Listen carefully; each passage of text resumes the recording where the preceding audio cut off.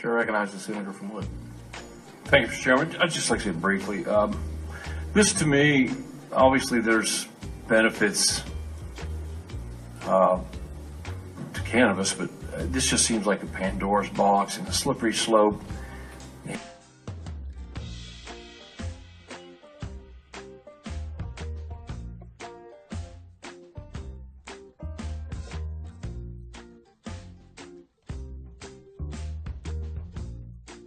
You know, we're talking about marijuana that's a gateway drug, and it's The idea that marijuana is dangerous because it's a stepping stone to harder drugs like cocaine or heroin is pretty old, and it's always been controversial. Dr. Denise Kandel is a professor of socio-medical sciences at Columbia University, and she's been studying drug use and addiction for decades. In the early 1970s, the National Institute on Drug Abuse gave Dr. Kandel money to study marijuana as a possible gateway drug. In those days, you know, you were funded to do marijuana and you were not even supposed to ask about anything else. But Dr. Kandel thought it made sense to look at other factors aside from marijuana. Even though she wasn't supposed to, Dr. Kandel went ahead and asked about tobacco and alcohol use. Her instinct... When I did the analysis, I found that there was a certain sequence that young people seemed to be following when they got involved in drugs.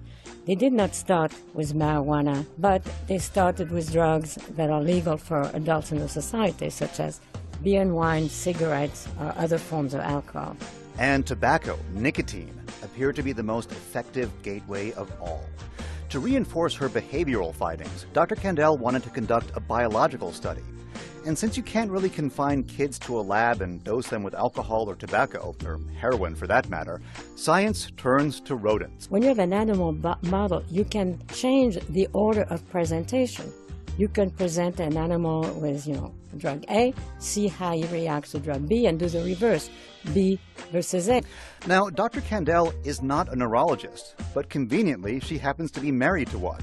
And not just any, Nobel Prize winner Dr. Eric Kandel.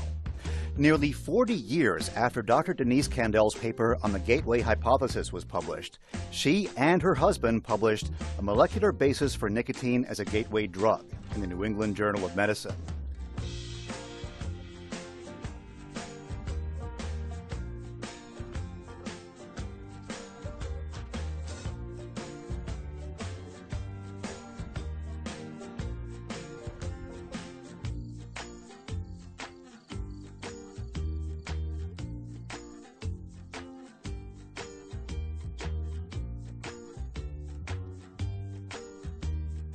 Marijuana, it destroys the mind, it destroys lives.